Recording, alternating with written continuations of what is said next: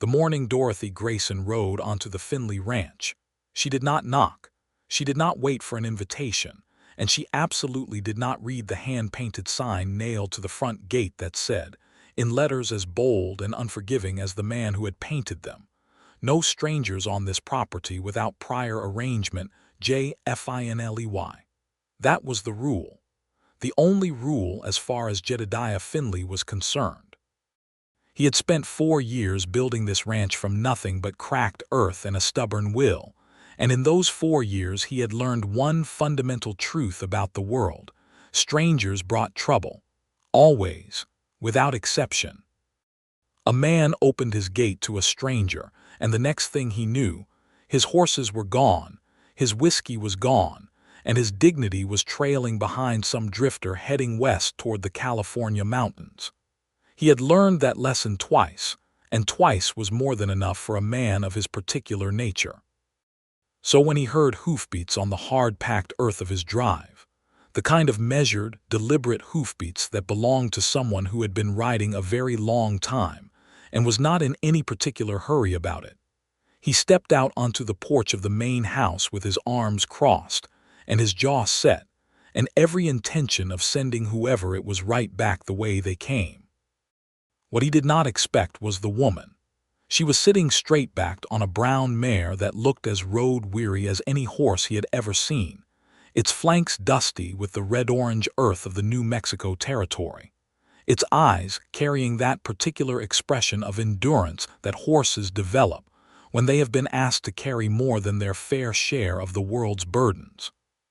The woman on the mare's back looked much the same, though she held herself with a kind of dignity that made him think she had been practicing it so long it had become reflex rather than effort. She was maybe 24, 25. Her dark hair was pinned up beneath a wide-brimmed hat that had seen better decades, and her traveling dress, once blue, now faded to a color that existed somewhere between sky and ash, was dusty from the road. She had a carpetbag strapped to the back of the saddle. She had a leather satchel over one shoulder. She had, as far as Jedediah could tell, absolutely nothing else in the world. She brought the mare to a stop at the base of the porch steps and looked up at him with brown eyes that were direct in a way that most people weren't. Not bold, exactly. Not confrontational. Just honest, like she had already decided there was no point in being anything else. "Mr. Finley," she said. "Not a question. That depends," he said, "on who you are and how you got through my gate." "My name is Dorothy Grayson," she said, "and your gate was open." He looked past her. The gate was, in fact, open. He had left it open himself that morning because he had been moving the Delgado cattle delivery and had simply not gone back to close it. He had forgotten. He never forgot things like that, and yet this morning he had, and now here was a woman sitting in the middle of his property like she belonged there, which she absolutely did not. "The sign," he said. "I read the sign," she said. "I also read the letter that Mrs. Pearl Hargrove of Cimarron sent to you last month on my behalf, asking if you might have need of a housekeeper and cook for the season, given that your previous woman left for Albuquerque in March." She reached into the satchel, produced an envelope, and held it out toward him. I have a copy of her response, in which a man by the name of Thomas Finley wrote back to say that yes, there was work available, and that Dorothy Grayson was welcome to present herself at the ranch at her earliest convenience. Jedediah stared at her. He stared at the envelope. He said, in the flat voice of a man who has just understood something very unpleasant, "Thomas is my younger brother." "Yes," Dorothy said. "He did not mention that. He also," Jedediah said through his teeth, "does not live here. He does not own this ranch. He does not make hiring decisions. He was going to have very specific words with Thomas the next time that particular fool showed up looking for a free meal and a warm bed. He had no authority to offer you anything." Dorothy looked at him steadily for a moment. Then she looked down at the mare. Then she looked at the wide, flat expanse of the Finley ranch behind him, the bunkhouse, the barn, the fenced pastures where his cattle grazed, the kitchen garden that had been running to weeds for 2 months. Then she looked back at him. "Mr. Finley," she said, I have ridden 3 days from Cimarron. I have $18.40 to my name. My horse needs water and feed, and so do I honestly. I am an excellent cook, a hard worker, and I will not be any trouble to you." She paused. "The gate was open. I am not technically a stranger since your brother invited me, and your kitchen garden is a disaster." He opened his mouth. He closed it. She was right about the garden. He knew she was right about the garden. Every morning he walked past it and felt a dim guilt about the tomato plants that had given up and the beans that had gone to seed. And every morning he told himself he would get to it. And every morning there was a fence to mend or a calf to tend or a dispute with the neighboring Alcott Ranch about the water rights on the creek. And the garden just kept dying slowly in the August heat. He looked at her for a long moment. She looked back at him with those direct brown eyes, neither pleading nor demanding, just patient, like a woman who had learned that patience was the only currency that reliably held its value. He uncrossed his arms. He crossed them again. He said, "You can water your horse. We will discuss the rest over coffee." He turned and went inside without waiting to see if she followed. She followed. That was how it started. The kitchen of the Finley Ranch main house was a large, practical room that had clearly been designed by someone who understood function over beauty. There was a good iron stove, a heavy oak table, a Welsh dresser stocked with mismatched crockery, and a smell that suggested the last serious cooking had been done some time ago. Dorothy stood in the doorway for a moment, taking inventory the way she always took inventory of new kitchens, cataloging what was there, and what was missing, and what could be made to work. Jedediah set the coffee pot on the stove with the slightly aggressive efficiency of a man who was used to doing everything himself and was not entirely pleased about it. She noticed that he was younger than she had initially guessed. From a distance, with the crossed arms and the set jaw, she had pegged him at somewhere around 40. Up close, in the kitchen light, she revised that estimate significantly downward. He was perhaps 31 or 32, with the kind of face that outdoor work carved early, all planes and angles, and a jaw that suggested he had opinions about most things. His hair was dark, worn slightly long for the territory, and his eyes were the particular gray-green of sage after rain, though she did not make a particular note of this because she was not in the habit of noticing men's eyes in the first hours of acquaintance. "Sit down," he said, not ungraciously. She sat down. He poured 2 cups of coffee, set one in front of her, and sat across the table with the look of a man preparing to conduct a negotiation he had not scheduled and was not sure he wanted. "Tell me about yourself," he said. "The version that explains how you ended up answering a letter sent by a man who had no business sending it." Dorothy wrapped both hands around the coffee cup. It was strong, dark coffee, the kind that was more conviction than beverage, and she appreciated it unreservedly. "I grew up in Missouri," she said. "My father was a schoolteacher in Hannibal. He died 2 years ago. My mother passed when I was 12. I have been making my own way since my father died, mostly domestic work, some teaching when the opportunity arose. I heard about the opening through Mrs. Hargrove, who has been a friend to me since I came west last spring." "Why'd you come west?" He was watching her over the rim of his cup with the attentiveness of a man who was trying to determine whether she was telling him everything. "Because East had already happened to me," she said simply, "and because a woman with no family and a limited amount of money has better prospects on the frontier than in a city where everything already belongs to someone else." He was quiet for a moment. "How old are you?" 25, she said. He nodded slowly. There was something in the way he was looking at her that she could not quite categorize, not suspicious exactly, not unfriendly exactly, just very careful. Like a man who had learned to look at everything carefully before he decided what to do with it. "The work," he said, "is demanding. I have 8 ranch hands in the bunkhouse, and they eat like men who work hard because they are men who work hard. 3 meals a day minimum. The main house needs a thorough cleaning. There is mending to be done. I grow some of my own vegetables when someone keeps the garden alive." He paused. "I pay $12 a month, room and board included. You would have the small room off the kitchen." Dorothy did the arithmetic in her head. It was not lavish, but it was fair by any measure she had encountered. "That is acceptable," she said. He looked at her for another long moment, as if he was searching for a reason to say no that she had not yet given him. "I have one rule on this ranch," he said. "No strangers without prior arrangement," she said. "You read the sign." "I told you I read the sign." "Then you know," he said, "that I take that rule seriously." "I do know that," she said, "and I want to point out respectfully that I am not technically a stranger. I was invited, albeit by someone who did not have the authority to do the inviting. That is not quite the same thing as arriving uninvited." She met his eyes steadily. "I am not a drifter, Mr. Finley. I am not looking for trouble. I am looking for honest work, and you appear to need someone to do it."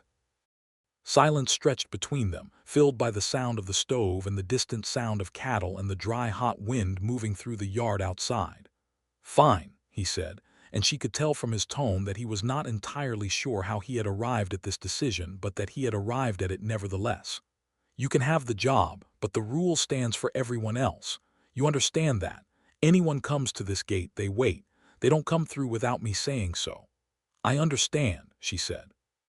What she did not say, because there was no point in saying it, was that she had already broken the rule the moment she rode through the gate, and they both knew it, and he had given her the job anyway, which suggested that the rule, at least where she was concerned, had already been bent considerably beyond its original shape.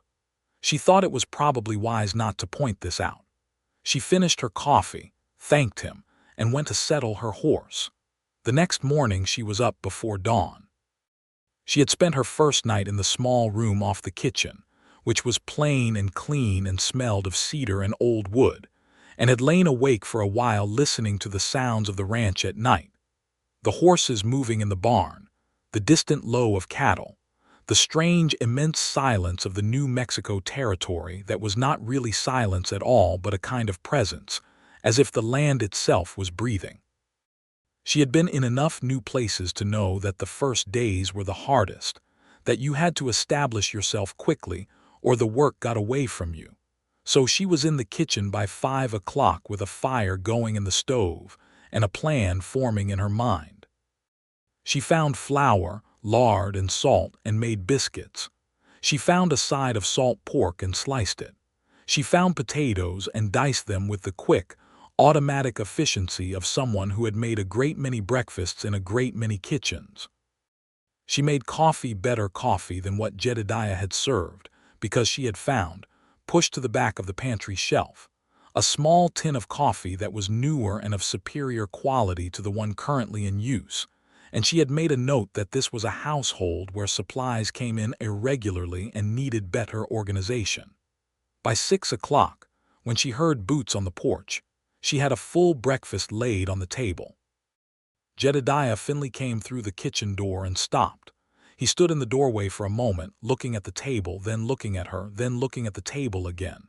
She had the impression that this particular response, being stopped short in doorways by unexpected things, was unusual for him, and that he did not care for the feeling.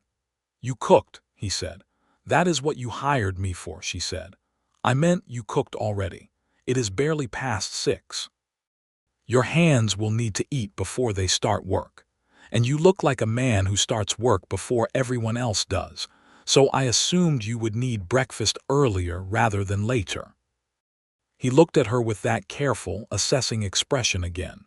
Then he sat down and poured himself coffee and took a biscuit, and she saw, in the very small softening around his eyes, that the biscuit was good, and that he was not entirely prepared for it to be good, and that he did not particularly want to admit this but was going to have to. "These are decent," he said. "Thank you," she said, in the tone of a woman who knew that decent was the closest thing to remarkable she was likely to get from this particular man before 8 o'clock in the morning. The ranch hands arrived at the kitchen in ones and twos, 8 of them, ranging in age from a boy of 18 named Clem, who had the uncertain energy of someone still figuring out how gravity worked, to a weathered Texan named Hank, who had clearly been working cattle since before some of these other men were born. They came in cautious and curious. Word traveled fast in a bunkhouse, and they had clearly heard that there was a new woman in the kitchen, and they sat down and ate with the grateful, focused enthusiasm of men who had been subsisting on their own cooking for 2 months. "Mighty fine, ma'am," Hank said, around a biscuit. "Where'd you say you come from?"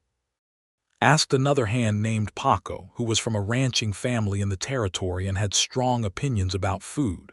"Missouri originally," she said. "More recently Cimarron." "You planning to stay?" asked Clem with the hopefulness of someone who had been eating his own attempts at cooking for the past several weeks. "That is the plan," Dorothy said. She looked up and found Jedediah watching her from across the table. He looked away quickly, down at his plate.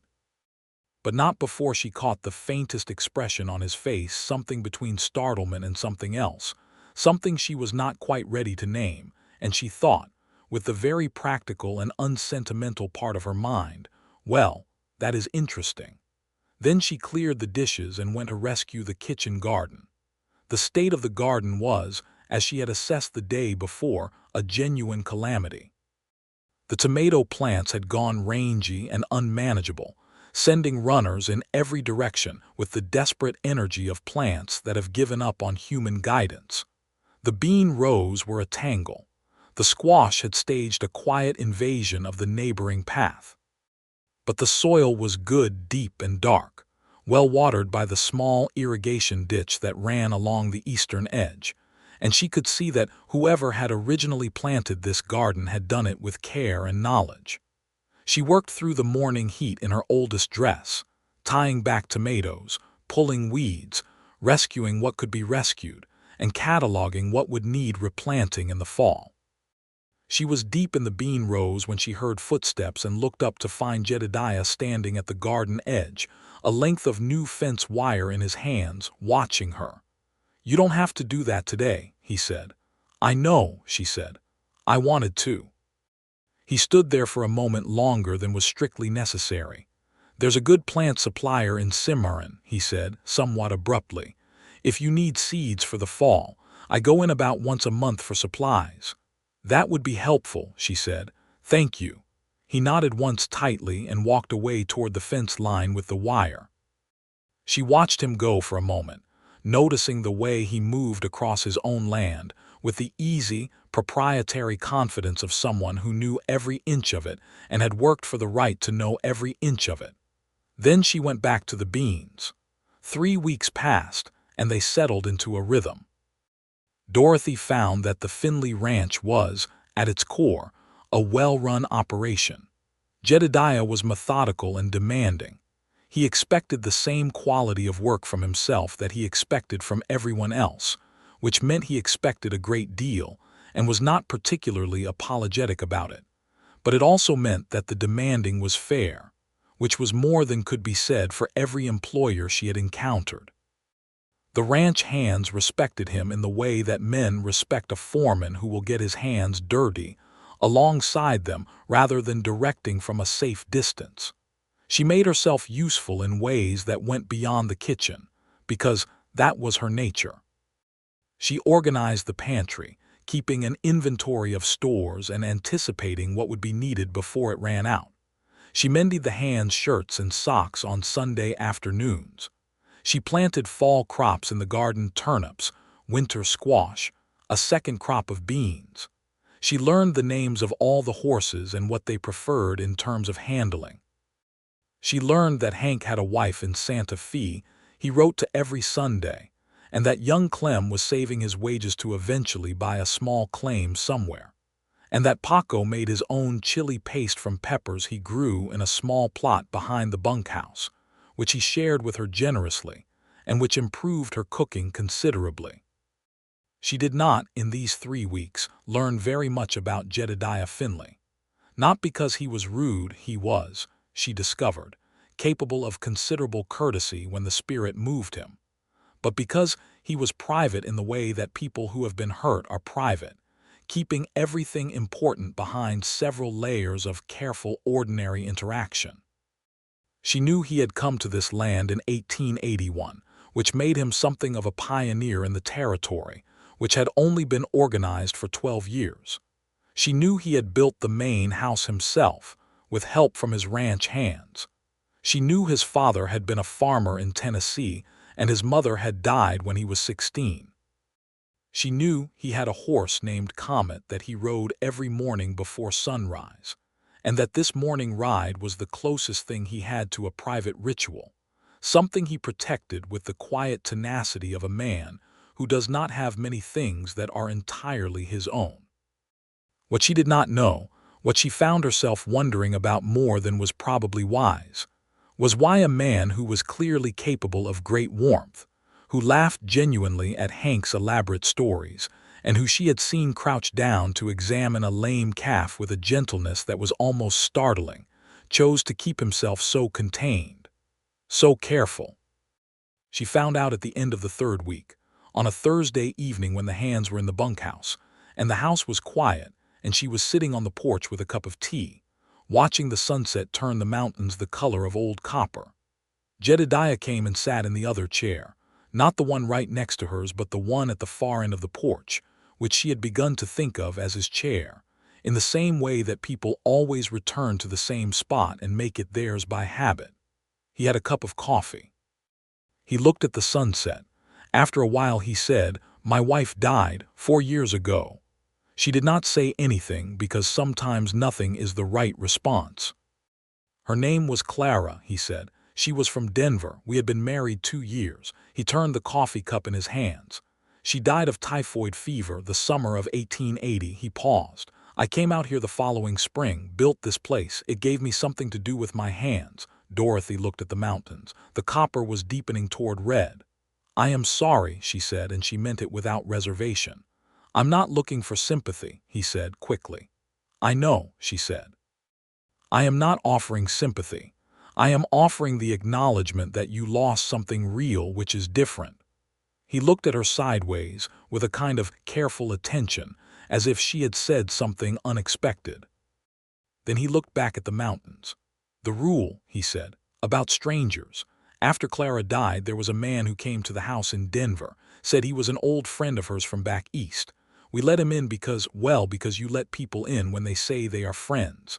He stole most of what I had left of value, money, a watch that had belonged to my father." He was quiet for a moment.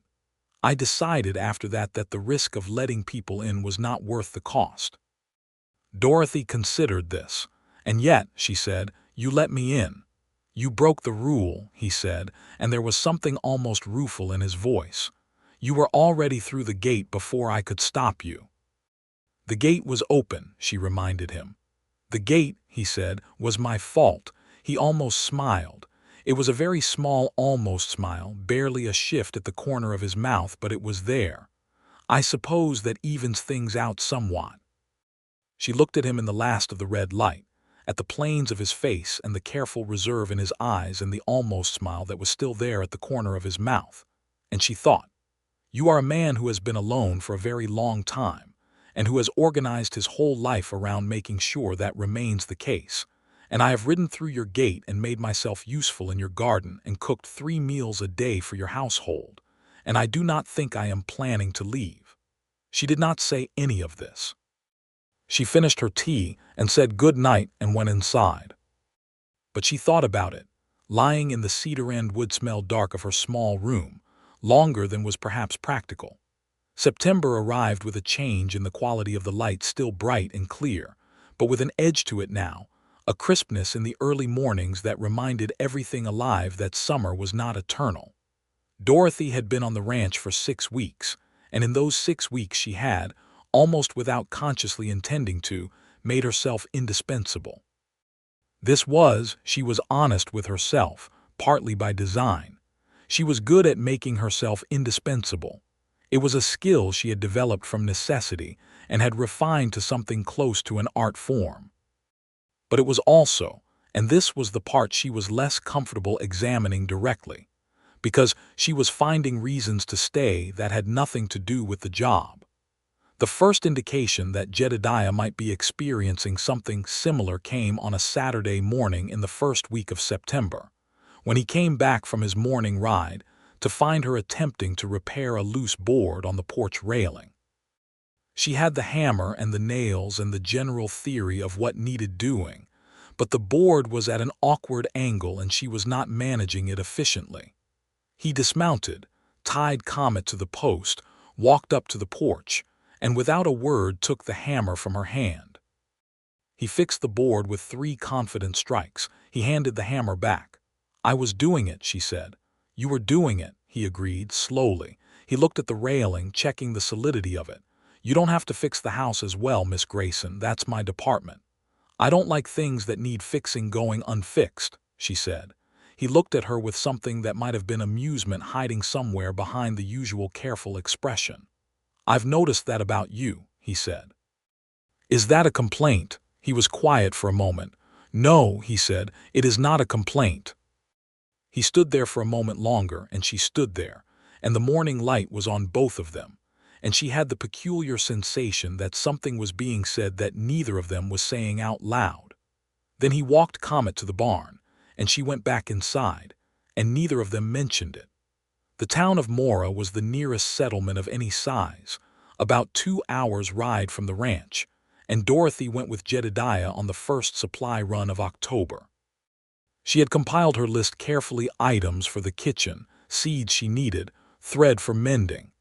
And she sat beside him on the buckboard with the list in her hand and the bright October sky above and the feeling, which she recognized and did not entirely welcome, of contentment. Mara in 1884 was a small but lively community, the kind of place where a single street could contain a general store, a saloon, a livery, a post office, a doctor's office, and a church within a quarter-mile, and where everyone who had business in any of those establishments seemed to need to conduct it simultaneously. The main street was dusty and busy with horses and wagons, and there was the sound of a blacksmith somewhere nearby, and the smell of fresh bread from the direction of a house set back from the road. Jedediah tied up the buckboard in front of the general store. He was known there, and Dorothy gathered, respected. The storekeeper, a round-faced man named Ed Carlisle, greeted him with a warm handshake and looked at Dorothy with undisguised curiosity. "Miss Grayson," Jedediah said, "is working for me out at the ranch. She has a list." "I certainly do," Dorothy said and handed it over. She left Jedediah talking with Ed Carlisle about whether the new barbed wire that was coming in from Kansas was worth the expense. She had the impression this was a conversation that had been going on for some time, and had acquired the comfortable rhythms of a long argument that neither party intended to actually win, and went a look at the rest of the store, which turned out to be reasonably well stocked and contained, she was pleased to find, a very respectable selection of fabric. She was looking at a bolt of dark blue wool, thinking about curtains for the kitchen, when she became aware of a woman standing near her with the particular quality of attention that meant an introduction was about to happen whether she initiated it or not. "You must be the new woman at the Finley ranch," the woman said.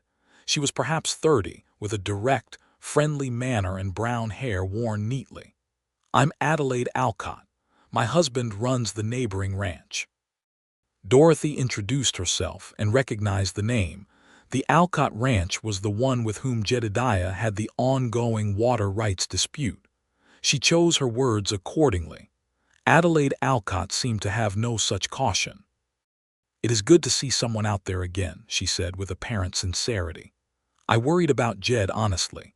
He has been out there alone for years, and a man alone in his own head is a man heading for trouble." She lowered her voice, though there was no one near enough to hear. "He was quite different before Clara. I knew them both.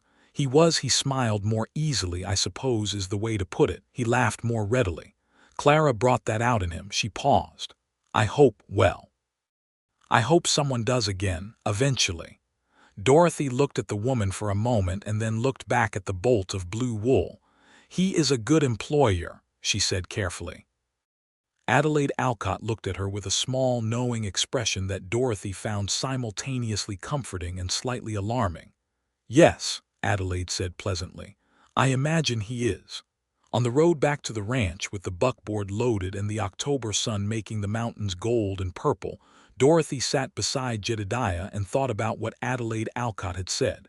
He was different before, He smiled more easily. She looked at him from the corner of her eye. He was watching the road with the easy attention of a man who has driven this road many times, relaxed in the way that only came with familiarity. As if sensing her attention, he glanced at her. Adelaide Alcott introduced herself, she said. His expression shifted slightly, a micro-tension around the jaw that suggested the water rights dispute was present in his mind. She's a good woman, he said. The dispute is with George, not her.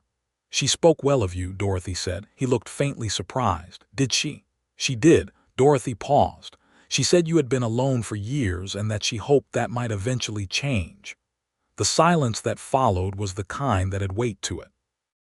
Adelaide speaks her mind, he said finally, in the tone of a man who is not sure whether to be annoyed or grateful. It's a quality I admire, Dorothy said. He looked at her again. The mountains were golden behind her, and the wind was cool off the high country, and he looked at her with those sage-green eyes with all the careful layers gone for just a moment. And she saw in that moment the man Adelaide had described, the one who had smiled more easily, who had laughed more readily, who had been a different version of himself before the world had required him to become this particular version instead. Then the careful layers came back, quietly, like a man closing a door he was not sure he should have opened.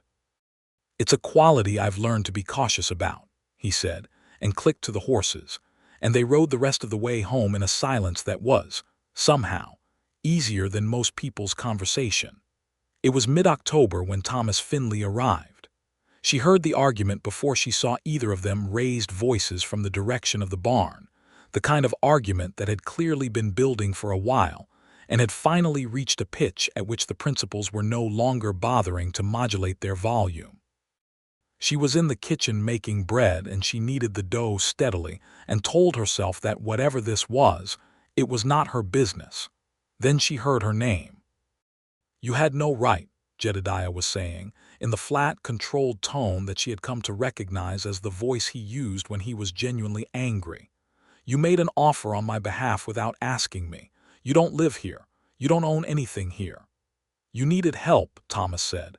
His voice was younger, more variable. She could hear the uncertainty underneath the defensiveness. You were out there alone and the place was a mess, and Mrs. Hargrove told me about Miss Grayson, and I thought. You thought, Jedediah said. That's always the problem with you. You think and then you act, and you don't consider that other people might want the deciding of their own affairs. Is she there? Thomas asked. Is she working out? A pause. That is not the point, Jedediah said. That is entirely the point. If she's there and the work's being done and you're not miserable, then where is the harm in it? I know you, Jed. Left to yourself, you would still be eating canned beans and letting the garden die and refusing to let anyone through that gate of yours and being perfectly horrible about it. Another pause, longer this time. Dorothy kneaded the bread and said nothing and waited. You will do this again, Jedediah said, and his voice was quieter now, which meant the worst of the anger had passed through it. And next time you will ask first.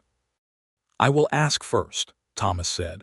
With the cheerful reliability of someone making a promise, he intends to keep right up until the moment he forgets it. She met Thomas at supper that evening. He was 27, 4 years younger than Jedediah, with his brother's dark hair but a warmer, more mobile face that broadcast every emotion as it arrived, like a telegraph machine with no privacy setting. He shook her hand with both of his and said, Miss Grayson, I am so glad you came, with a warmth that she found immediately disarming. You put me in a complicated position, she told him. I know, he said, completely unrepentant. I'm sorry about that, but look at this kitchen. She did look at the kitchen. It was clean and organized and smelled of good bread, and had curtains she had made from the dark blue wool she had bought in Mora. I notice you didn't say you were sorry about the position, Jedediah said, from across the table. I said I was sorry about the complicated part, Thomas said, helping himself to bread. The outcome I stand by entirely. He smiled at Dorothy, a smile that contained worlds of warm mischief and absolute sibling loyalty. My brother is terrible at asking for help. He always has been. When we were boys in Tennessee, he would rather climb a tree 100 times than ask our father to help him get the kite down. I don't need this story told, Jedediah said. I like it, Dorothy said. Thomas beamed at her. Jedediah looked at both of them with the expression of a man who was outnumbered at his own table and was making his peace with it. There was something, Dorothy thought, that was not entirely displeasure in his face as he looked at them, and she thought that perhaps Thomas had not been entirely wrong about the isolation, and that perhaps the main house had needed some warmth in it even beyond the practical variety. Thomas stayed for 4 days, which was apparently his habit, arriving without notice and staying just long enough to be helpful and annoying in roughly equal measure, and then departing for whatever his current enterprise was, which was something to do with the nascent cattle trails up through Colorado. He talked constantly, told stories at supper that made the ranch hands laugh, helped mend the north fence with cheerful incompetence, and spent considerable time observing, with the subtlety of a man who thought he was being very subtle indeed, the way his brother and Dorothy moved around each other. On his last morning, he found Dorothy alone in the kitchen and sat down at the table with 2 cups of coffee and a directness that was, she thought, a family trait, however differently it manifested in the 2 brothers. He's different already, Thomas said. From when I was here in July. He was like a man waiting out a weather front then. Now he considered present in a way he wasn't. He is a good employer, Dorothy said, because this was what she said. Miss Grayson, Thomas said gently, I have known Jedediah my entire life, and I know what he looks like when he has decided someone matters, and I know what he looks like when he is fighting that decision with everything he has, because that is how he is. He fights every good thing that tries to reach him, because he has got it into his head that letting things matter is how you lose things. He wrapped both hands around his cup. I am not asking you to tell me anything. I just want you to know that whatever is happening or not happening, I think it is the right thing. Dorothy was quiet for a long moment. He is afraid of repeating an old grief, she said. Yes, Thomas said, he is. I understand that fear, she said, and she had her own version of it, a quieter kind built from years of being self-sufficient because self-sufficiency was reliable where other people were not always reliable. But fear is not an argument, she added. It is only a very insistent feeling. Thomas looked at her with genuine warmth. I am very glad you came through that gate, he said. The gate was open, she said, and they both smiled. He left the following morning, and the ranch settled back into its rhythms, except that something had shifted, very slightly, in the quality of the silence between Dorothy and Jedediah. As if a conversation had been had nearby, and without either of them participating in it directly, had changed the atmosphere in some way that was felt rather than articulated. November brought cold nights and the first snow on the mountain peaks, brilliant white against the deep blue of the high-altitude sky. The cattle needed closer attention as the temperatures dropped, and Jedediah and the hands spent more time out on the range checking the herd, coming in at the end of the day cold and hungry and grateful for hot food in a way that was uncomplicated and genuine. Dorothy had developed a routine that she was comfortable with up before dawn, cooking through the morning, keeping the house running through the day, working in the garden or at mending, or at the 100 small tasks that a working ranch required through the afternoons, and then in the evenings sitting on the porch with her cup of tea while the sky went through its elaborate sunset performances over the mountains, which it did every evening with the theatrical commitment of something that had been doing this for a very long time and had not yet tired of the material. Often now, Jedediah joined her. It had become a habit so gradually that she was not sure when it had started, when he had moved from occasionally sitting on the porch in the evenings to doing it most evenings to doing it every evening, always in the chair at the far end of the porch, always with his coffee, always just there in the particular companionable way of someone whose presence had become as comfortable and expected as the sunset itself. They talked. This was the other thing that had changed. In the first weeks, the conversation had been practical: the work, the supplies, the weather, the state of the range. Now it ranged more widely. He asked her about Missouri, about her father, the schoolteacher, about the books she had read. She had found a small collection of novels on the shelf in the parlor and had been working through them. And she asked him about Tennessee, about the ranch's early days, about the cattle market and the water rights dispute, and the complicated politics of the territory. One November evening, with the stars beginning to appear over the mountains and the temperature dropping toward freezing, he said, "I've been thinking about what you said in October, on the way back from Mora." She looked at him over her tea. "I said several things in October. About Adelaide. About it being a quality you admired, speaking your mind." "Yes," she said. He was looking at the stars, not at her. "I've been thinking that I am not very good at it, saying things directly." He paused. "I speak directly about work, about practical things. But about—" He paused again, and she could see him choosing words with the care of a man navigating unfamiliar terrain. "About things that matter differently. I am not—" He stopped. "You do not have to be," she said quietly. "No," he said. "I think I do. I think—" He finally looked at her. He had the expression of a man who has decided to do something frightening and has committed to it, and is not going to let himself walk it back. "I think you should know that this ranch feels different than it did before you came, and I mean that in a way that is more than practical." The silence afterward was very full. "I know," she said, finally, with a directness of her own. "I feel it too." He looked at her for a long moment, and she looked back, and the stars were coming out one by one over the mountains, and the temperature was dropping, and neither of them moved from their chairs, but something had been acknowledged that could not comfortably be unacknowledged, and they both knew it. "I am going to be honest about something that frightens me," he said. "All right," she said. I am not practiced at this. Not anymore. I built this place to be sufficient without the part of a life that involves letting someone in. I organized everything around that not being necessary."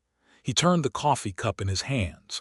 "And then you rode through the gate and made bread and fixed the bean rows and sat on the porch every evening, and here we are, and I am not sure when the organizing stopped working." Dorothy was quiet for a moment. "It stopped working," she said carefully, "about the time you handed me back the hammer." He looked at her. Then very slowly, something happened in his face that she had been waiting for and hoping for and had not wanted to hope for too determinedly, in case hoping made it fragile. He smiled. A real smile, not the almost smile, not the careful partial expression, but the whole thing, warm and genuine and slightly rueful and entirely him, the version of him that Adelaide had described, the one that had been there all along underneath everything. "The hammer," he said. "The hammer," she said. He was quiet for another long moment. Then he said, "Miss Grayson, Dorothy, would you be willing to— that is, I would like to take you to supper in Mora, not for supplies, just for supper." She looked at him. "Are you asking me to accompany you to dinner, Mr. Finley?" "I believe I am, yes," he said, with a very endearing mixture of certainty and uncertainty. "I recognize that this changes things, between the employer and the employed. And I recognize that you are," he paused, "not in a position where you could easily say no, and I do not want that to be a factor in your answer." She appreciated this more than she could say. The fact that he had thought of it, that it was important enough to him to mention, told her something significant about the man. "It is not a factor," she said. "I have been sitting on this porch every evening for 2 months, Jedediah. I was not sitting here because of the job." He looked at her once more with those sage-green eyes, and she saw in them something opening, a door that had been kept very carefully shut for a very long time, opening slowly and deliberately on its hinges. "Friday," he said. "Friday," she agreed. He took her to Mora on Friday. He had, she noted with an internal warmth that she kept carefully off her face, made an effort, a clean shirt, dark and well-fitting, his hair combed, boots that had been recently polished. He had brought the buckboard rather than riding, which was a more comfortable and considerably more social arrangement.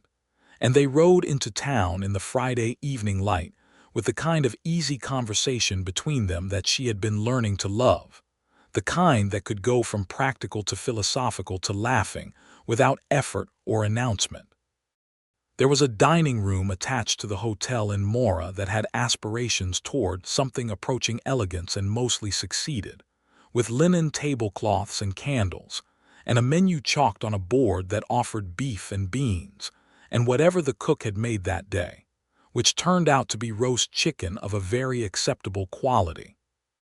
They ate by candlelight, and she told him about her father's library, every book he owned, read and reread until the spines were soft, and he told her about the first winter on the ranch, which had been harder than he had anticipated in ways both practical and otherwise, alone in the half-finished house with the wind off the mountains, and the particular quality of silence that the high desert had at 2 in the morning when you were very aware of being the only person within a considerable radius.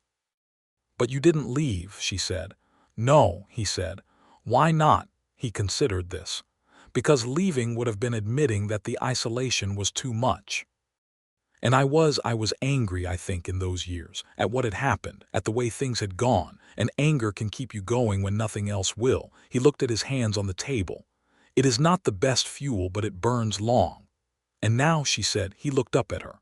"Now," he said, "I am not angry." He paused. "I am something else entirely, which I am still." He smiled the new real smile, figuring out the particulars of. She reached across the table and covered his hand with hers, briefly, just a moment, a warmth and an acknowledgement. He turned his hand under hers, not pulling away but meeting it, and looked at her with an expression so unguarded that she felt honored to be the person it was directed at. "I think," she said, "that you are doing admirably with the particulars so far." On the way home, with the stars enormous above the territory and the horses finding the road by habit in the dark, he moved the reins to one hand and put the other arm around her shoulders in a gesture so natural and undemonstrated that it was clearly not calculated, just the right thing to do, and she settled against his side in the cold November air and thought that this exact thing, the warmth and the stars and the sound of the horses, and the feeling of being beside someone who saw her clearly and whose company had become, over the last months, as necessary to her as the daily work, was as close to what she had been working toward all the years of Missouri and frontier life and making herself useful in other people's houses as she had ever come. She did not say this. Some things are better held quietly, at least for a while, until you are certain of their shape and solidity. But she thought it, all the way home in the dark. December arrived with serious cold and a purpose to the weather that demanded attention. 3 feet of snow came down from the mountains in the second week, and the ranch became an island of warmth and firelight in a white landscape that was beautiful in the way that New Mexico was always beautiful, immodestly, excessively, without regard for the inconvenience it caused. The water in the creek that ran along the eastern edge of the property froze over, which was a practical problem that needed solving, and the solving of it turned out to be the occasion of an unexpected encounter with George Alcott. George Alcott arrived on a gray horse on a gray morning, looking cold and irritable, which she gathered from Jedediah's expression was his usual state. He was a heavy-set man in his 50s, with a foreman's authority in his bearing, and a landowner's sense of entitlement to the use of other men's resources, and he came to discuss the water rights with a directness that made Dorothy's own directness look tentative. She brought coffee to the two of them in the parlor because Jedediah had let George in out of the cold, which represented a notable exercise of neighborliness given the existing dispute, and she stayed in the hallway long enough to understand the basic shape of what was being argued. The creek that ran through Jedediah's eastern pasture supplied water to both properties, and George Alcott wanted the right to access it from the Finley side during low-water periods, which Jedediah was reluctant to grant because once granted, he well knew, Such rights had a tendency to expand in ways that were difficult to renegotiate. She brought in a second pot of coffee, and almost without consciously deciding to, sat down at the end of the table. Both men looked at her. "Forgive me," she said pleasantly, "but I spent this morning looking at the deed records in your study when I was cleaning, Mr. Finley, and I believe there is a clause in the original land grant that describes the water rights as held jointly between adjacent landowners during periods when the creek level falls below 18 inches. Have you both actually read the original grant?" There was a silence. "Where are the deed records?" Jedediah said. "On the shelf in the study behind the large survey map," she said. "Third folder." He got up, retrieved them, and came back. She watched him read the relevant paragraph. She watched George Alcott read the relevant paragraph. She watched both of them have the expression of men who had been arguing about something that was actually already settled in writing, and had simply not taken the trouble to find out what the writing said. "Well," George said finally. "Well," Jedediah said.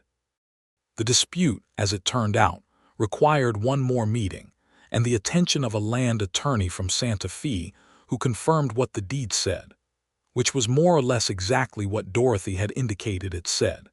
And after that, George Alcott shook Jedediah's hand in the manner of a man who was not entirely comfortable doing it, but had conceded that it was the appropriate gesture, and the water rights matter was resolved. On his way out, George Alcott looked at Dorothy with a reassessing expression that had a great deal of surprise in it and said, "You have a formidable woman there, Finley." Jedediah, who was standing beside Dorothy in the doorway, said, "Yes," in a tone that contained a warmth and a pride that was entirely unguarded, and that made Dorothy look at the floor because she did not want to embarrass either of them by letting on that she had heard it. But she had heard it. That evening on the porch, bundled in coats, their breath visible in the cold air, because neither of them was willing to give up the habit even in December, Jedediah said, "How did you know about the deed records?" "I cleaned the study," she said. "I noticed there were legal documents and I read them. I read everything available when I am somewhere new. I like knowing things." "You solved a 4-year dispute," he said. "To be accurate," she said, "the original land grant solved it. I merely found the relevant paragraph." He looked at her in the cold evening light, and she could see him thinking something, assembling it with care. "Dorothy," he said. "Yes." He turned toward her in his chair. "I want to say something to you that I want to say clearly and directly and without accidentally making it sound like something other than what it is." Her heartbeat was, she noticed, doing something unnecessary. "All right," she said. "I love you," he said.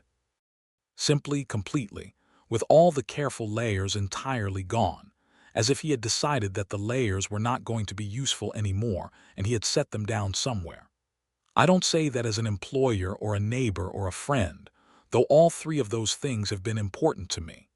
I say it as a man who has spent the better part of a year being rearranged by your presence, and who is, he took a breath, who is more grateful than I know how to express that you rode through that gate." She looked at him for a long moment. The mountains were white and silent and enormous above them, and the stars were the particular dense, brilliant stars of a cold, clear December night in New Mexico, and everything was very quiet and very present. "I rode through your gate," she said, "because it was open, but I stayed because of you. Every day I stayed because of you." He reached over and took her hand. His hand was warm and large and steady, and she held it, and they sat there together in the cold and the starlight, and neither of them said anything else for a long time, because there was nothing else that needed saying. He asked her to marry him on Christmas morning. This was slightly inconvenient from a narrative standpoint, because Christmas morning was also the morning that one of the cows had inexplicably gotten herself into the creek draw and needed to be gotten out. And Jedediah had gone out before breakfast to deal with this, and came back cold and muddy to find Dorothy in the kitchen making Christmas biscuits and humming something quietly to herself. And he came and stood in the kitchen door looking at her, and then came inside and said, without any preamble whatsoever, "Marry me." She turned around with a bowl of biscuit dough in her hands and looked at him. He was muddy from the knees down and had creek water on his coat, and he was looking at her with everything on his face and nothing held back. "You are muddy," she said. "I know," he said. "I was going to do this better. I was going to do it this evening after supper with the situation slightly more in my favor in terms of presentation. But then I walked in, and you were standing in my kitchen on Christmas morning making biscuits, and he stopped. I don't want to wait for better circumstances. I want you to marry me, whenever is practical, here at this ranch if you will have it, if you will have me." She set the bowl down. She crossed the kitchen. She stood in front of him and looked up at him. He was taller than she was by several inches, and she liked this fact with her hands still floury, and his coat still damp and everything outside cold and bright and snowed under. "Yes," she said. He exhaled as if he had been holding that breath since some time in August. Then he put both arms around her, mud and creek water and all, and held her with the particular quality of a man who has been alone for a long time and has found, against all his organized defenses, exactly the thing that makes the aloneness impossible to maintain, and she put her arms around him in return, and thought that this was the right answer to a great many questions she had been carrying for a great many years. "The biscuits," she said, against his shoulder. "The biscuits can wait," he said. They were married in March, at the mare church, on a clear cold day with the last of the winter light on the mountains and the first suggestion of spring in the air.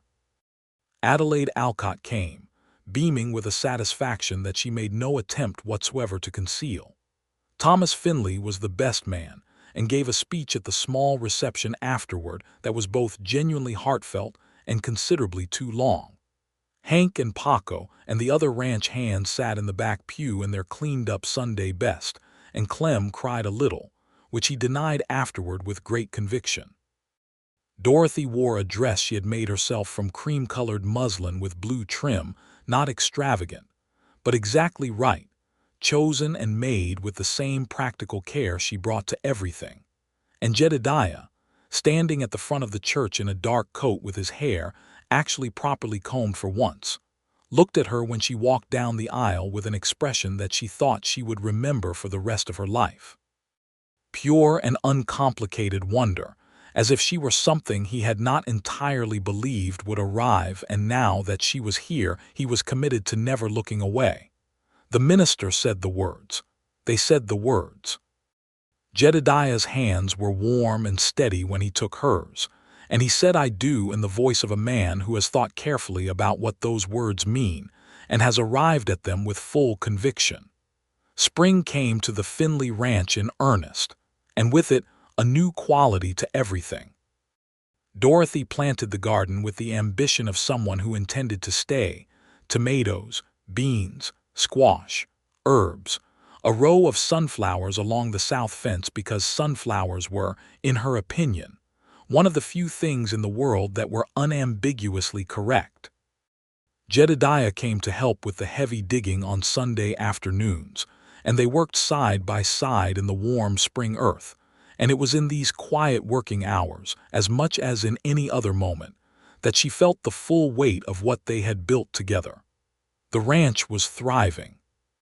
The water rights resolution had opened the possibility of a better relationship with the Alcotts, and George Alcott, who had been reassessing things since the deed records incident, turned out to be a more reasonable man once the dispute was removed from the equation, which Jedediah acknowledged with the generosity of someone who would rather have a good neighbor than a bad one.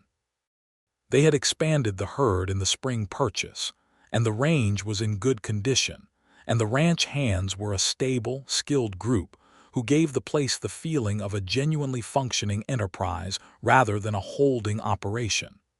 Thomas came in April and left his coat, which was his way of announcing that he intended to come back. He said this was because he had business interests in the territory that were developing, but Dorothy suspected it was also because the ranch, which had been, as he had told her, a somewhat bleak place on his earlier visits, was now a warm and living place, and that warmth was something he wanted to be near. She found out she was expecting a child in June. She told Jedediah on a summer evening on the porch, with the familiar mountains and the familiar stars and the familiar warmth of his presence beside her. She said it simply and directly, which was her way, watching his face as she said it. What happened to his face was extraordinary. There was first a very still moment in which he appeared to be processing the information. Then there was a kind of opening, the same opening she had seen when she had told him she felt it too, on the November evening when everything had changed, but larger, deeper, as if every door he had ever kept closed was opening simultaneously, letting in all the light. "Dorothy," he said, in a voice that was not quite steady. "Yes," she said. He put one hand on the side of her face and looked at her with those sage-green eyes full of the kind of feeling that a man like Jedediah Finley did not arrive at quickly or easily, but having arrived at it, carried with the absolute reliability of bedrock. "I did not think," he said, that this would be possible for me again." "I know," she said. He stopped, and she saw him searching for words adequate to what he was feeling, and finding, as even eloquent men found in such moments, that adequate words were not available. So he simply said, "I am so glad." She leaned forward and kissed him, and he kissed her back with a tenderness that she thought she had known was in him from some time around the bean rows in her first week, when she had felt the first pull of something she had not been ready to name. A son was born in February of the following year, 1886, in the main house of the Finley ranch, with a doctor from mare in attendance, and Thomas pacing so energetically in the front room that Hank told him firmly to go walk it off outside, and he did. The boy was healthy, and had his father's dark hair and his mother's direct, considering eyes, and Jedediah held him with the same steadiness and gentleness that he brought to everything that mattered to him, which is to say with a care that was absolute and unsentimental and total.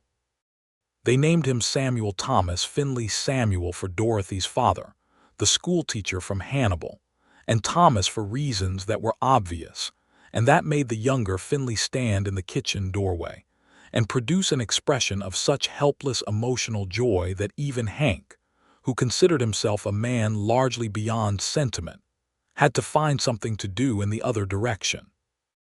Dorothy lay in the bedroom of the main house, tired in the profound and specific way of someone who has just done one of the most significant things a body can do, and held her son, and listened to the sounds of the ranch around her, the horses in the barn, the sound of the wind, her husband's quiet voice in the kitchen telling Thomas that everything had gone well, the distant low of cattle somewhere on the range. Jedediah came back into the room and sat on the edge of the bed and looked at her and the boy she was holding with the expression she had first seen on their wedding day, that pure and uncomplicated wonder. "He looks like you," she said. "He has your eyes," he said. "He has your hair," she said. He leaned over and kissed her forehead with a tenderness that moved through her like warmth through cold air. "How are you?" "Very well," she said. "Happy," she considered. "Tired," he smiled. "You can sleep." Samuel has been well provided for in his first 20 minutes, Jedediah said, with a practicality that was also somehow the most loving thing, "and I am going to take him now so you can sleep." She handed him the boy, and watched Jedediah Finley hold his son with the competent and absolute care of a man who had decided that this living, complicated, demanding, imperfect, magnificent thing was the rightful use of every hard capacity he had built over years of solitary work and deliberate self-sufficiency, and that he was in this moment exactly where he intended to be. She closed her eyes. She slept. The ranch continued to grow through 1886 and into 1887, and with it, the community of people around it expanded in ways that Dorothy found deeply satisfying. Hank's wife came from Santa Fe for a summer visit and liked the place well enough to stay, which meant there was another woman on the ranch to talk with on afternoons when the work paused, and young Clem had finally saved enough for a small claim of his own a few miles south, and came back regularly to help with the big seasonal work and to eat Dorothy's biscuits, which he said without exaggeration, were the best thing he had encountered in the territory. The garden in the summer of 1887 was extraordinary. Everything Dorothy had planted in the 3 years she had been tending, it had begun to reach a kind of mature productivity that a good garden achieves when it is worked consistently and with knowledge. And in August, the tomatoes were brilliant red, and the beans were laden, and the squash had colonized everything within its designated area with great efficiency. Jedediah came out to help harvest on a Saturday afternoon, and they worked together through the rows while Samuel, 14 months old and possessed of a very firm opinion about his own mobility, sat in the dirt at the end of the row and investigated the soil with the focused scientific attention of someone conducting important research. "He is eating dirt," Jedediah observed. "He is examining it," Dorothy said, without looking up from the tomatoes. "He has been doing it all morning. I believe he is developing opinions about the composition." Jedediah crouched down and gently removed the mouthful of soil from their son's exploration and redirected him toward a bean pod, which Samuel accepted as a more than adequate substitute. He straightened up and stood beside Dorothy in the garden and looked around at the ranch, the house, the barn, the pastures, the mountains beyond, with a clear, open expression that was very different from the contained, careful expression he had worn when she first arrived. "I have been thinking," he said. She continued harvesting tomatoes. "About what?" "About what I would do if you hadn't ridden through that gate," he said. She looked at him. He was looking at the mountains, but his expression had the particular quality of a man who is saying something that has been forming in him for a while. "I would have kept going," he said. "Working, managing, being sufficient, I suppose, because sufficient was what I had decided to be." He looked at her. "And I would have been fine.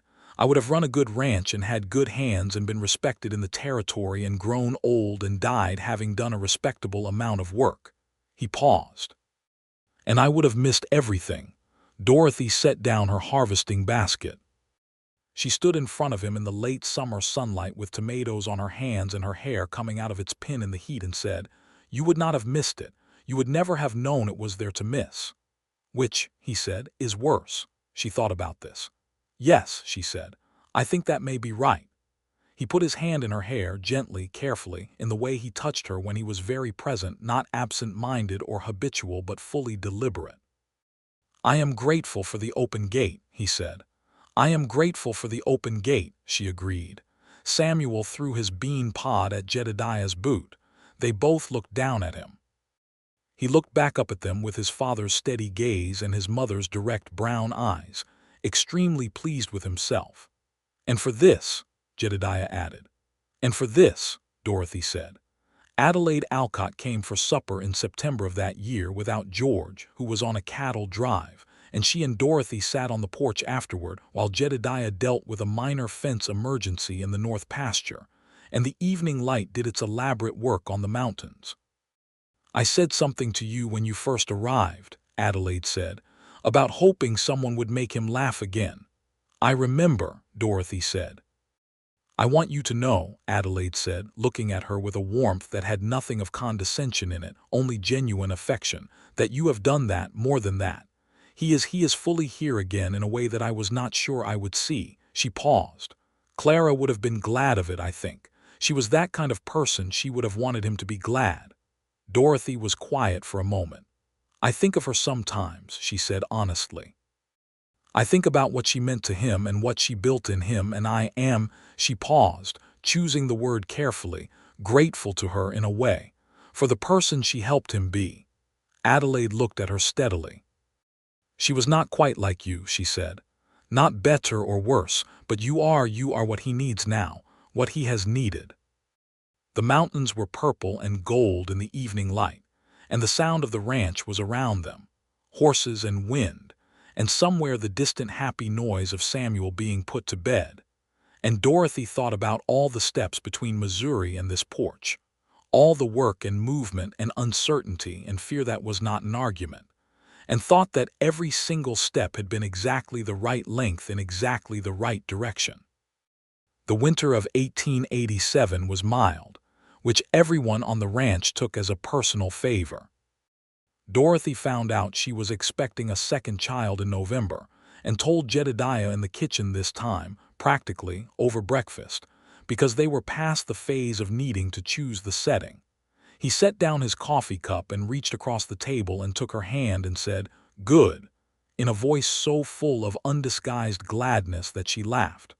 "Good," she agreed. Thomas, arriving for his December visit and finding out, attempted immediately to negotiate naming rights for this child as well, which Jedediah declined with considerable firmness, and which Dorothy deflected with the suggestion that if Thomas wanted to secure his naming rights, he was welcome to have children of his own, at which Thomas looked briefly thoughtful and then changed the subject. Their daughter arrived in June of 1888, healthy and loud, and possessed from the first moment of an extremely vigorous personality that suggested she had opinions and intended to express them without delay. They named her Clara Jane Finley, Clara for the woman who had loved Jedediah before Dorothy, and Jane for Dorothy's maternal grandmother, and it seemed to Dorothy that the name was right in a way that honored the full shape of the life they were living, which included its history as well as its present. Jedediah held Clara in the evening light of the first day and looked at her with eyes that held tears he was not going to let fall, because he was Jedediah Finley and he had opinions about public displays of emotion. But they were there, and Dorothy saw them and loved him entirely for it. "She looks like you," he said, which is what he had said when Samuel was born and which was, she had determined, his preferred opening line in these moments because it was generous and also because it happened to be true. "She looks like herself," Dorothy said, "like someone who already knows what she wants." He smiled.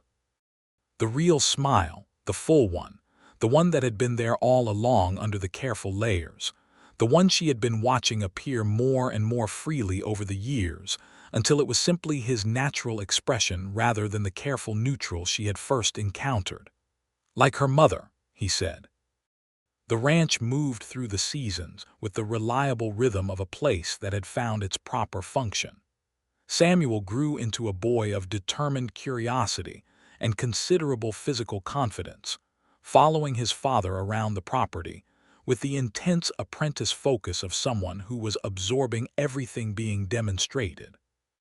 Clara grew into a girl of strong will and bright intelligence, who had, at 2 years old, already established firm preferences about most things and showed every sign of growing into someone remarkably capable of getting what she wanted from the world.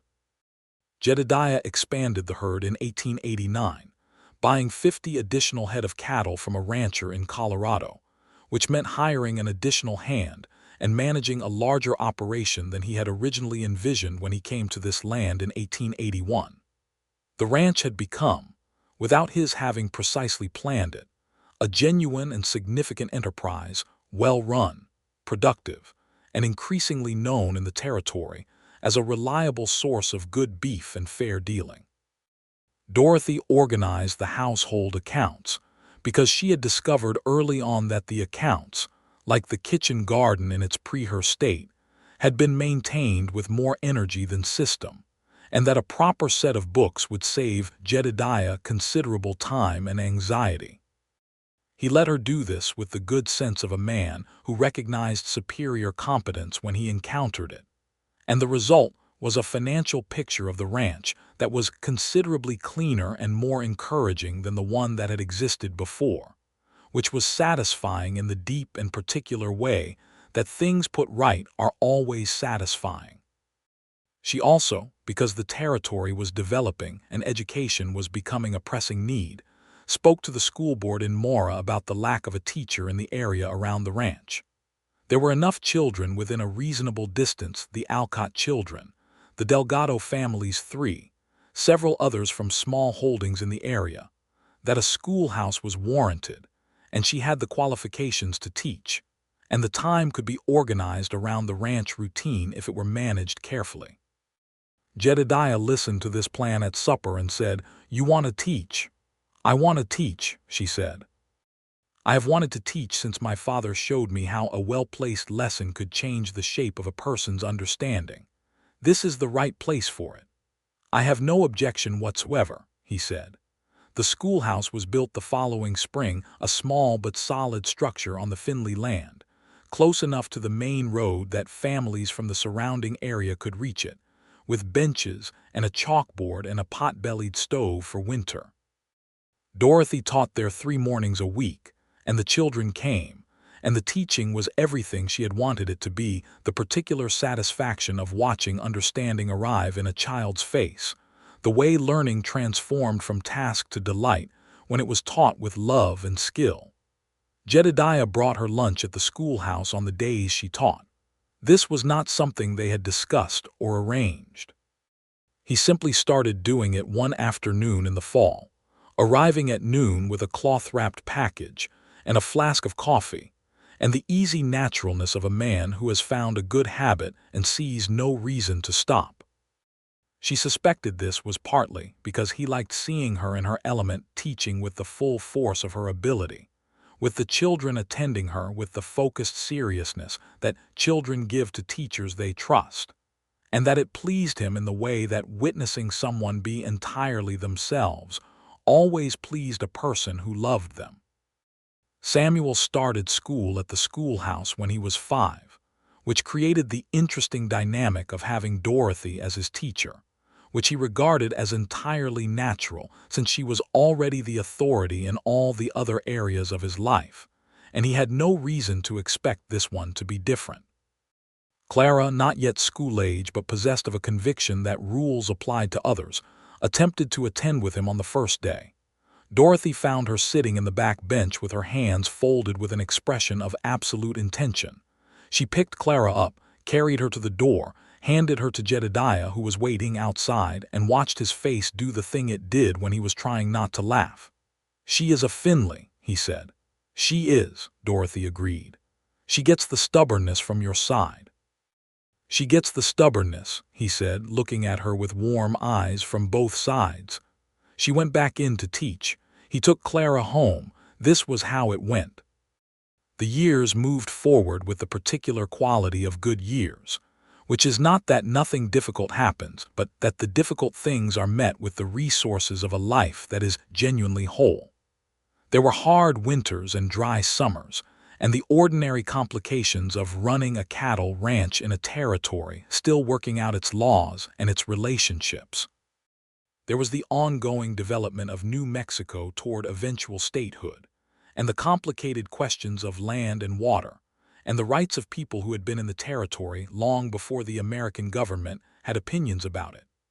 Questions that Dorothy taught in her schoolhouse with the honest acknowledgement that the history was not simple or clean, that the displacement of the Pueblo peoples and the Navajo and the Apache was an injustice that sat in the foundation of the territory's present, and that to know history truly was to know all of it, including the hard parts. Jedediah respected this. He had opinions about fair dealing that extended to the awareness that fair dealing had not been extended to everyone in the territory, and he said so. And in his business dealings, he was known as a man who paid honestly and dealt honestly with everyone regardless of background or origin, which in 1880s New Mexico was not universal. In the spring of 1891, on the morning of their 6th wedding anniversary, Dorothy walked out to the garden before sunrise. The mountains were pink with the beginning of dawn, and the air smelled of new growth and the particular mineral freshness of the high desert after a night of cold. She stood at the garden gate and looked at it, the organized, productive, beautiful garden that had been a disaster when she arrived and was now one of her greatest satisfactions, and felt the weight of the years in it, and the love. She heard Jedediah behind her and turned. He was standing a few feet away with 2 cups of coffee, his hair still sleep-disheveled, wearing the look of a man who had been awake for a while and had been watching her without wanting to interrupt whatever she was thinking. 6 years, she said. 6 years, he agreed. He came to stand beside her and gave her the coffee and looked at the garden. "Do you remember the first morning?"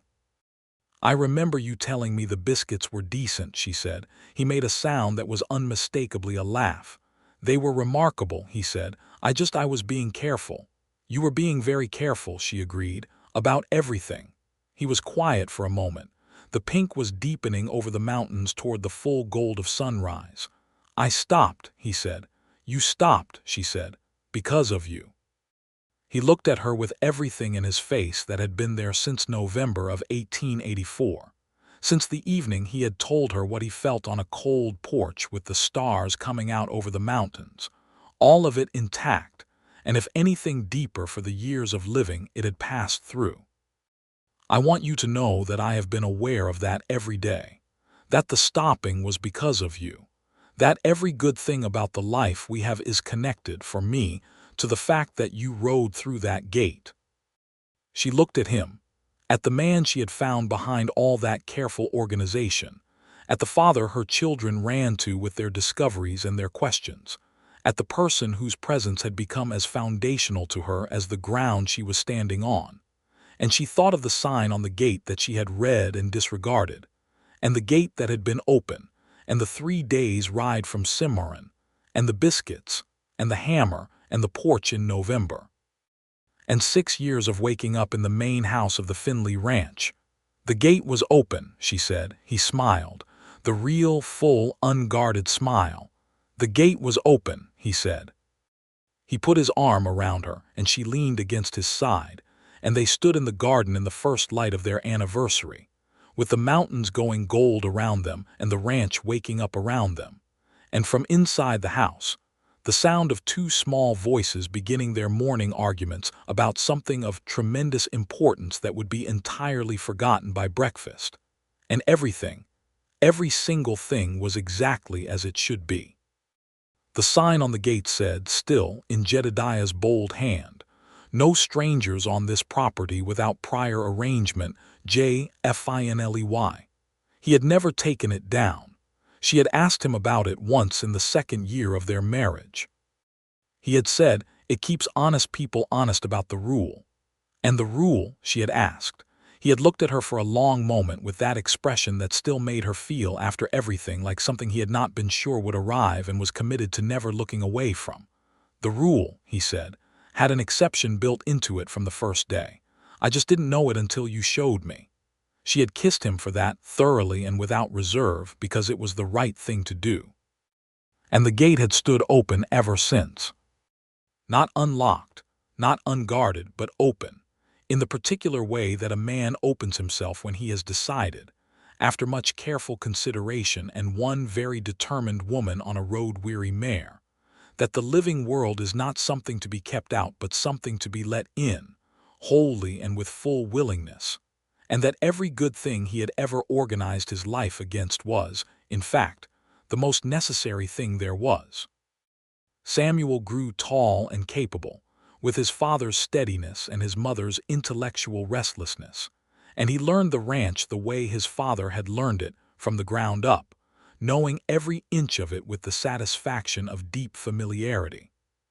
Clara grew into exactly the person Dorothy had seen in the 2-year-old sitting in the back bench with her hands folded, strong-willed, brilliant, and possessed of the combined directness of both her parents, in a concentration that was occasionally alarming and consistently magnificent.